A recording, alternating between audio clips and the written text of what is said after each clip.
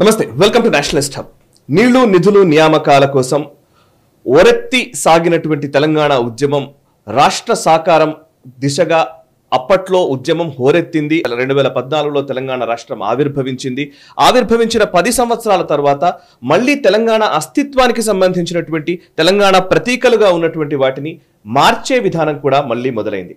అందులో భాగంగానే ఇంతకుముందు టీఎస్ అన్న మాటని ఇప్పుడు టీజీగా మార్చారు. తెలంగాణకి సంబంధించి తెలంగాణ తల్లి విగ్రహాన్నే మార్చే ప్రయత్నం జరుగుతోంది. ఆల్రెడీ తెలంగాణ తల్లి విగ్రహ ఆవిష్కరణ జరగబోతోంది. తెలంగాణ గీతం, రాష్ట్ర గీతం గతంలో ఉన్నదానికి కొంత బాణీ మార్పులు చేసి మళ్ళీ రిలీజ్ చేయడం జరిగింది. సో తెలంగాణకు సంబంధించిన అస్తిత్వ ప్రతీకలుగా నిలిచినటువంటి ఉద్యమంలో అందరినీ నడిపించినటువంటి ఏవైతే అంశాలు ఉన్నాయో వాటిని మళ్ళీ అండూ చేసే ప్రయత్నం లేదా రీడూ చేసే ప్రయత్నం ఎందుకు చేస్తూ ఉన్నారు, ఈ అంశం గురించే మనము మాట్లాడబోతున్నాము. ప్రస్తుతం అంతా ఉన్నారు తెలంగాణ తల్లి విగ్రహం గురించి. విగ్రహావిష్కరణ జరుగుతున్న ఈ సందర్భంలో భారతీయ జనతా పార్టీ తెలంగాణ రాష్ట్ర అధికార ప్రతినిధి కిషోర్ పోరెడ్డి గారు ఏం చెప్తారో చూద్దాం. నమస్తే సార్. నమస్తే సార్. కిషోర్ పోరెడ్డి గారు, తెలంగాణ తల్లి విగ్రహాన్ని మీరు చూస్తుంటారు, యాక్చువల్లీ అందరికీ తెలుసు. ఇంతకు ముందు తెలంగాణ తల్లి విగ్రహము తెలంగాణ ఉద్యమం టైంలో అయితే అందరికీ కూడా ఒక స్క్రీన్ సేవర్లుగా ఇట్లా పెట్టుకొని తిరిగిన రోజులు నాకు గుర్తున్నాయి బాగా. అప్పట్లో తెలంగాణ తల్లి అంటే ఇట్లా తెలుగు తల్లికి తెలంగాణ తల్లికి మధ్య కంపారిజన్స్ అప్పట్లో వచ్చేవి. ఇప్పుడు తెలంగాణ తల్లి గతంలో ఉన్న తెలంగాణ తల్లికి ఇప్పుడున్న తెలంగాణ తల్లికే కంపారిజన్స్ వస్తాయి. సో తెలుగు తల్లి కాస్త తెలంగాణ తల్లి అయింది. తెలంగాణ తల్లి టీఆర్ఎస్ నుంచి ఇప్పుడు కాంగ్రెస్ కి వచ్చి ఇంకో మార్పు చేసుకుంది. ఏంటి మీరేమంటారు? నేను ఒకే విషయం చెప్దాం అనుకున్నానండి. అంటే ముందుగా నాకు అనిపించింది, ఇప్పుడు కొత్తగా ఆవిష్కరింపజేసే తెలంగాణ తల్లి రూపం చూసినప్పుడు కొంచెం దిగ్భ్రాంతికి గురయ్యాను. ఎందుకంటే అంతకుముందు తెలంగాణ తల్లి రూపం ఏదైతే మనం అనుకున్నామో అందులో చూస్తే తల్లి కిరీటం పెట్టుకుని ఉంటారు, అట్లాగే మెడలో కొంచెం హారాలు ఉంటాయి పెద్దవి, నడుముకి వడ్డానం ఉంటుంది, చేతులకు కడియాలు ఉంటాయి, రైట్, కంకణాలు కడియాలు. దాని తర్వాత చేతిలో మీకు ఒక చేతిలో బతుకమ్మ ఉంటుంది. బతుకమ్మ అనే పండుగ అయితే ఇక దేశంలో ఇతర రాష్ట్రాలు ఏ రాష్ట్రాలకి లేనిది, మనకి వైవిధ్యమైనది, గ్రేట్ ట్రెడిషన్ అనుకునే పండుగ. ఇవే మీకు ఆ బంగారం అంతా పోయింది, అట్లాగే బతుకమ్మ పోయింది చేతిలో నుంచి. అయితే ఏంటి మరి ఈ బంగారం అంతా ఎటుపోయింది అని చెప్పి ఆలోచిస్తుంటే ఎవరో మిత్రులు సోనియా గాంధీ గారిది ఒక ఇట్లాగే విగ్రహం ఉంటుందండి. సోనియా గాంధీ గారి విగ్రహం చూడండి, ఇప్పుడు నేను చూపిస్తాను. ఇందులో మీరు చూస్తే ఇక్కడ చూడండి, అదే కిరీటము, అవే బంగారు హారాలు, అదే వడ్డానము, అండ్ చేతులకు కూడా చూస్తే మీరు ఇక్కడ కడియాలు, కంకణాలు, what ever you say, right, and చేతిలో బతుకమ్మ. సో వీరు మరి బంగారం అంతా, తెలంగాణ తల్లి బంగారం అంతా మీరు చూడండి. ఇప్పుడు ఈ ఫుల్ ఇమేజ్ చూపిస్తాను. తెలంగాణ తల్లి ఒంటి మీద ఉన్న బంగారం అంతా తీసి సోనియా తల్లి రూపంలోకి చేరిస్తే మిగిలిందే తెలంగాణ తల్లి అన్న టైప్లో. అంటే మేము ఒకసారి వచ్చి, మేము 11 సంవత్సరాల క్రితం తెలంగాణ తల్లి ఈ విధంగా ఉంటే బీఆర్ఎస్ కాంగ్రెస్, ఇక నాణానికి 2 వైపులా ఉండే బీఆర్ఎస్ కాంగ్రెస్, మా పాలన అయిపోయేసరికి చూడండి తెలంగాణ తల్లి ఈ విధంగా తయారైపోయింది. కాంగ్రెస్ వారు తులం బంగారం ఇస్తా అన్నారు నూతన వధువులకు అనుకుంటాను. బంగారం ఇచ్చుడేమో కానీ కిలోల కొద్దీ తెలంగాణ తల్లి బంగారాన్ని తీసుకుపోతున్న వైనం ఇక్కడ కనిపిస్తోంది. ఓకే, మన రాష్ట్ర సంపదని అంతకుముందు ఒక ఫ్యామిలీకి వెళ్ళిపోయింది, ఇప్పుడు మరో ఫ్యామిలీకి మేము పంపిస్తాము అన్నదానికి నిదర్శనంగా తెలంగాణ తల్లి ప్రతిరూపము ఈరోజు కొత్తగా ఆవిష్కరిస్తున్న ప్రతిరూపము అనిపించేలాగా ఉందండి. ఇది ఒకటి. అయితే చాలామంది నేను ఈ మాట అంటే, లేదు గ్రామ దేవతలు ఉంటారు, చాలా సాధారణ మహిళలాగా అని అన్నారు. ఇప్పుడే సాధారణ మహిళలాగా అనంటే తెలంగాణ సాధారణం కాదండి. తెలంగాణ సాధారణం. తెలంగాణ భూమే కానివ్వండి, తెలంగాణ కల్చరే కానివ్వండి, తెలంగాణ సంస్కృతే కానీ ఏదైనా కానీ చాలా ధనవంతమైనది అని అంటే, ధనం అని అంటే నేను రిచ్ అని అంటే ధనమనే కాదు, డబ్బనే కాదు, అన్ని విధాలుగా కూడా చాలా రిచ్. కల్చర్ కావచ్చు, ఈవెన్ భూమి కావచ్చు, మనకు నీరు కావచ్చు, ఏదైనా కానీ అంటే వనరులు కావచ్చు, ఇవన్నీ కూడా రిచ్. మరి తెలంగాణ తల్లి మరి ఇంత అంటే ఏ తల్లి రూపము? మీరు బీజేపీ వారం మేము భారత్ మాతాకి జై అంటాము, మీరు భారత్ మాతది రూపం చూడండి, సేమ్ మన పూర్వ తెలంగాణ తల్లి లాగానే కిరీటం ధరించి, రైట్, ఈ విధంగా ఉంటారు. అదే అంటే ఒక అమ్మవారి లాగా, ఒక గౌరవించే పూజించే తల్లిలాగా మన భావన ఉండాలని కదా. ఎగ్జాక్ట్లీ అండి. ఇప్పుడు అదే గ్రామ దేవత అన్నామనుకోండి, నాకు తెలిసి అయితే గ్రామ దేవతలు మనకు పులేరమ్మ, మైసమ్మ వీరంతా కూడా అమ్మోరు సినిమా కూడా వచ్చింది అనుకుంటా ఒకప్పుడు. సో అమ్మోరు అని అంటే కొంచెం ఉగ్రరూపం ఉంటుంది, అంటే మీకు అభయాన్ని ఇస్తూ నేనున్నాను అన్న ఇది. మిగిలిన రూపాలన్నీ మనం ఏవి చూసినా కానీ మీ ప్రాస్పరిటీకి నేనున్నాను అన్న టైప్లో ఉంటారండి. ఇప్పుడు భారతమాత చూడండి, అంటే కాకపోతే లయన్ ఉండడము ఇదంతా, అంటే సింహం వెనకాల నిలబడ్డము కొంచెం ఉగ్రము అన్న టైప్లో, అంటే అభయం ఇస్తున్నా కూడా ఇక్కడ చూడండి ఏ మాత్రము ఇటు మీకు గ్యారంటీలు. ఇప్పుడు మన వాళ్ళు 6 గ్యారంటీలు ఎందుకయ్యా చేయలేదు అని అంటే ఏముంది తెలంగాణ దగ్గర అన్న టైప్లో, నిర్వచనానికి దగ్గరలో అన్న టైప్లో ఉందండి. ఇది నాకు అనిపించింది అయితే దిగ్భ్రాంతి కలిపి. ఇంకొకటి, తెలంగాణ అంటేనే నిజంగా ప్రతి రాష్ట్రానికి ఏదో ఒక పండగో లేకపోతే ప్రత్యేకత ఉంటుంది. సో ఇప్పుడు భారతదేశంలో తెలంగాణకు ఒక ప్రత్యేకత ఏంటంటే నిజంగానే బతుకమ్మ అనేది ఎక్కడా లేదు.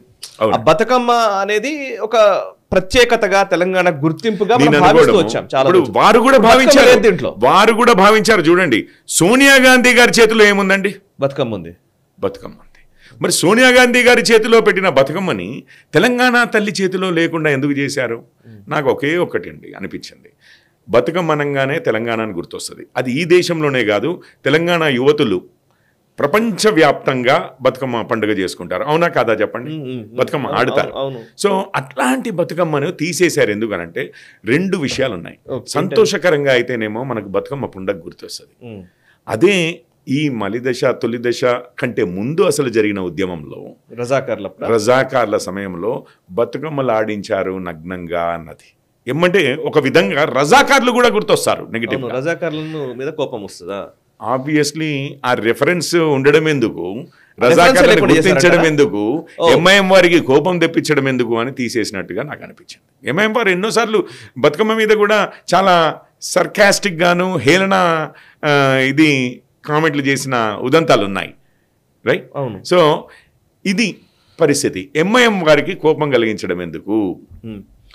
సో అందుకే బతుకమ్మని తీసేశారు. వారు నమ్మరని కాదండి, తెలంగాణ వారు సోనియా గాంధీని విగ్రహం రూపంలో చూపించాలనుకుంటే కూడా చేతిలో బతుకమ్మ పెట్టారు.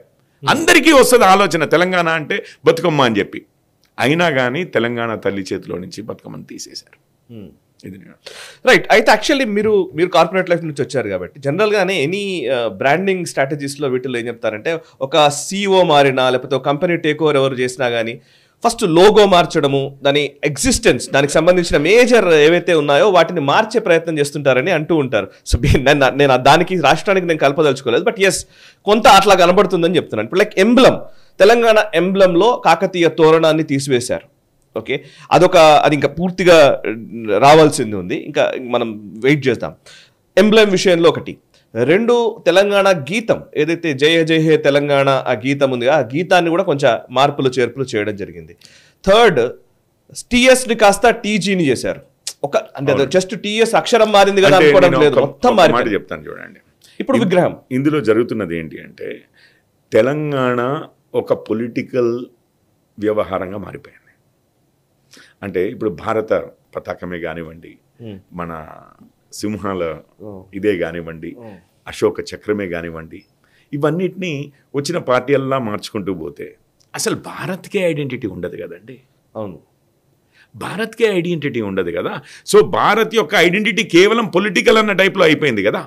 సో తెలంగాణ ఐడెంటిటీ బీఆర్ఎస్ వారి ఐడెంటిటీ ఇది, కాంగ్రెస్ వారి ఐడెంటిటీ ఇది అన్న టైప్లోకి తీసుకొచ్చారు కదా. కరెక్ట్. మీరు ఇంతకుముందు అన్నట్టుగా కార్పొరేట్ వరల్డ్లో నుంచి వచ్చారు, కొత్త CEO వస్తే, నేను అనేది ఏంటంటే కొత్త CEO వచ్చినా పాత CEO అయినా కానీ ఏమైనా ఇన్సెక్యూరిటీస్ ఉండి పాతవారిది, మీకు ఇంకొకటి అసలు హిస్టారికల్గా కూడా చెప్తాను, ఉంటే తప్పించి ఒక ఐడెంటిటీ, బ్రాండ్ ఐడెంటిటీలో ఫస్ట్ థింగ్ ఏంటంటే కన్సిస్టెన్సీ, లేకపోతే మీ టార్గెట్ మార్కెట్ ఏదైతే ఉంటుందో, అంటే మీ కన్జ్యూమర్స్ ఎవరైతే ఉంటారో వారు కన్ఫ్యూజ్ అవుతూ పోతూ ఉంటారు. ఐకనిక్ యాపిల్ ఉంది, ఇంకా అట్లా ఉండిపోద్ది. ఏదో చిన్న మైనర్ వేరియేషన్స్ ఉండొచ్చు కానీ యాపిల్ లోగో చూడంగానే గుర్తుపడతారు ఎవరైనా కానీ. అట్లాంటివి తరతరాలు కూడా ప్రిజర్వ్ చేసుకుంటూ వస్తారండి. ఏదైనా మైనర్ వేరియేషన్స్ చేస్తారు కానీ తరతరాలుగా ప్రిజర్వ్ చేసుకుంటూ వస్తారు. లేకపోతే రోజుకో కొత్త బ్రాండ్ లోగో తీసుకొచ్చారనుకోండి, మీ లోగోని గుర్తుపట్టేవారే ఉండరు. అది అందులో రూల్ నెంబర్ 1 బ్రాండెడ్ కన్సిస్టెన్సీ అని. సరే, ఇంకొకటి ఏంటి అంటే మన పాలకులకు ఇది ఉన్నదే. మీరు ఈ మెడివల్ పీరియడ్ అంటారు, మధ్యకాలం అనుకోండి, మధ్యయుగం, అంత మధ్యయుగం నుంచి మీకు ఒక రాజు వెళ్తాడు, ఇంకో రాజు వస్తాడు. ఎస్పెషల్లీ ఇది నార్త్ ఇండియాలో. అంతకుముందు ఏలిన వారి మొత్తం నామరూపాలు లేకుండా చేస్తారు, విధ్వంసం చేస్తారు. మళ్ళీ వీరి పేరు మీద ఒక కొత్తది కట్టడం కడతారు. మళ్ళీ దాన్ని వచ్చిన వాడు నెక్స్ట్ వాడి ముద్ర వేసుకోవాలని విధ్వంసం చేస్తారు. ఇవి ఒకటే కాదు, ఈ సైకాలజీ మీకు కేవలం అంతకుముందు ఉన్న రాజుదే కాదు, మీకు దేశంలో ఈరోజు కూడా మిగిలిపోయిన కొన్ని పదుల వేల గుర్తులు ఉన్నాయి. అంతకుముందు ఉన్న వారు గౌరవించిన గుళ్ళు ధ్వంసం అయిపోయాయి కదా ఎన్నో, రామజన్మభూమి దగ్గర నుంచి కూడా. సో ఉన్నదాన్నే ధ్వంసం చేసి ఇంకొకటి దాని మీదే కట్టడం అనేది ఏదైతే ఉంటుందో, అంతెందుకు కొత్తగా కట్టొచ్చు కదా. మీకు విజన్ ఉంటే ఇంకా ఎక్స్పాండ్ చేసుకోవచ్చు కదా. కానీ ఆ కల్చరల్ థింగ్ ఏదైతే ఉందో, లేదు అంతకుముందు ఉన్నవారు తక్కువ, మేము చేసింది వాళ్ళకి పర్సానిఫై చేశారు. అదంతా హెరిటేజ్ అంతా దేశానిది కాదు, ప్రీవియస్గా ఉన్నవారిదే. ఇప్పుడు మేము క్రియేట్ చేస్తున్నదంతా మాదే అనే భావనను చేశారా, ఇదంతా ప్రజలదే అన్న భావన ఉంటే ఈ విధంగా జరగదండి. సో యాక్చువల్లీ మరి బీజేపీ కూడా పేర్లను మార్చడం అనేది ఒక పనిగా పెట్టుకుంది కదా. సో దాన్ని ఎట్లా అర్థం చేసుకోవాలి, దీన్ని ఎట్లా, వీళ్ళు మార్చడాన్ని ఎట్లా చూస్తారు, మీ పేరు మార్చడాన్ని ఎట్లా చూస్తారు? మార్పునే కాదు అని అంటున్నాను అని కదా మీరు అనేది. అందుకనే ఒరిజినల్ నేమ్సే కదా పెట్టేది. సో పాత పేర్లకు వెళ్తున్నారంటారా? మన కల్చర్ని మనము డైరెక్ట్గా వచ్చిన అంటే విదేశీ శక్తులు ఏవైతే, ఇప్పుడు కోల్కట్టా ఉందండి, కోల్కట్టా కల్కట్టా అన్నారు, ఎందుకంటే బ్రిటిష్ వాడికి పలకడం రాదు. త్రివేంద్రం అట్లా, త్రివేంద్రం అంతే అయింది. చెన్నై, ముంబై, బాంబే అయిపోయింది. మన పేర్లు మనం పలుకుందామా, లేకపోతే వాడెవడో విదేశీయుడు వచ్చాడు వీటిని మార్చేశాడు, వాడి కన్వీనియన్స్ కోసం వాడు మార్చాడు, ఎయిదర్ కన్వీనియన్స్ అన్నా లేదా ఆధిపత్యం చూపించాలని అన్నా. ఓకే, ఇప్పుడు కొత్త సిటీస్ కట్టొచ్చు కదండి. మీ గ్రాండ్ రిప్రజెంటేషన్స్గా ఎవరైనా కానీ పరాయి వాళ్ళు వచ్చినప్పుడు కొత్త సిటీస్ కట్టి వాటికి మీ పేర్లు పెట్టుకోవచ్చు కదా, కొత్త కట్టడాలు కట్టి వాటికి మీ పేర్లు పెట్టుకోవచ్చు కదా. లేదు, అట్లా కాదు, ఉన్నవి ధ్వంసం చేయాలి లేదా ఉన్న వాటి మీదే మా పేరు రాసుకోవాలి. అది కాదు మనము, అందుకనే రీస్టోర్ చేస్తున్నాం, అంతకుమించి ఏం లేదు. Okay, right sir, thank you very much Kishore Pareddy గారు. చాలా ఇంట్రెస్టింగ్గా కొన్ని విషయాలు మీరు చెప్పారు, thank you very much. So చూసారు కదా, ఇది తెలంగాణకు సంబంధించి ఉన్న అస్తిత్వ ప్రతీకలుగా ఉన్నటువంటి వాటిని ఇప్పుడు మార్చడం గురించి బీజేపీ అధికార ప్రతినిధి కిషోర్ పరెడ్డి గారి మనోభావాలు ఇవి. తెలంగాణకి సంబంధించి తెలంగాణ ఉద్యమకారులు లేదా తెలంగాణ రావాలని కోరుకున్న అనేక మంది, తెలంగాణ రాష్ట్రంగా ఏర్పడాలని కోరిక ఉన్నటువంటి చాలా మందిని ఒక సందర్భంలో నడిపించినటువంటి కొన్ని ప్రతీకలు, ఈ తెలంగాణ తల్లి విగ్రహం కూడా అట్లాంటిదే. అయితే అది టీఆర్ఎస్ చేసింది కావచ్చు, కానీ దాన్ని రూపొందించిన టీఆర్ఎస్ ప్రభుత్వం, టీఆర్ఎస్ పార్టీ అప్పట్లో చేసి ఉండవచ్చు. కానీ బట్ తెలంగాణకు సంబంధించిన అస్తిత్వంగా గుర్తించిన సందర్భాలు ఉన్నాయి. ఈవెన్ కాకతీయ తోరణాన్ని లేకుండా చేయడము, ఇవన్నీ కూడా తెలంగాణ సమాజం ఎలా తీసుకుంటుంది? నిజంగా ఈ మార్పును తెలంగాణ సమాజం స్వాగతిస్తోందా? ఇది కేవలం కాంగ్రెస్ టీఆర్ఎస్ మధ్య ఒక ఆధిపత్య వైరానికి నిదర్శనంగా చూస్తోందా? లెట్స్ సీ, ఇది తెలంగాణ ప్రజలకే వదిలేద్దాం. అండ్ మీ అభిప్రాయాలను కూడా మాతో పంచుకోండి. అండ్ ఈ వీడియో లైక్ చేసి 10 మందికి షేర్ చేయండి. నేషనలిస్ట్ హబ్ గ్రూప్ ఆఫ్ ఛానల్స్ని సబ్స్క్రైబ్ చేసుకుని జాతీయవాద జర్నలిజాన్ని ప్రోత్సహించండి. Thank you very much. ఈ వీడియో మీకు నచ్చినట్టయితే లైక్ చేయండి, 10 మందికి షేర్ చేయండి. అలాగే కామెంట్ల రూపంలో మీ అభిప్రాయాలను మాతో పంచుకోండి. Nationalist hub group of channels ను సబ్స్క్రైబ్ చేసుకుని తెలుగునాట జాతీయవాద జర్నలిజాన్ని ప్రోత్సహించండి. ఈ వీడియో కింద ఉన్న బెల్ ఐకాన్ పై క్లిక్ చేయడం మర్చిపోవద్దు.